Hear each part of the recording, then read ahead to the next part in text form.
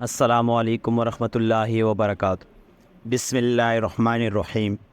ایک شخص عزم بن ابی کعب نے رسول اللہ صلی اللہ علیہ وآلہ وسلم کی خدمت میں آ کر عرض کیا، یا رسول اللہ، فلاں شخص معاذ بن جبل لمبی نمازیں پڑھاتے ہیں، اس لیے میں جماعت کی نماز میں شریک نہیں ہو سکتا، کیونکہ میں دن بھر اونٹ چرانے کی وجہ سے رات کو تک کر چکنا چور ہو جاتا ہوں اور طویل قرات سننے کی طاقت نہیں رکھتا۔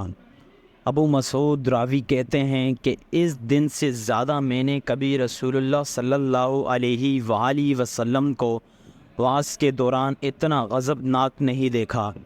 آپ صلی اللہ علیہ وآلہ وسلم نے فرمایا، اے لوگوں، تم ایسی شدت اختیار کر کے لوگوں کو دین سے نفرت دلانے لگے ہو، سن لو، جو شخص لوگوں کو نماز پڑھائے تو وہ ہلکی پڑھائے، کیونکہ ان میں بیمار، کمزور اور حاجت والے سب ہی قسم کے لوگ ہوتے ہیں۔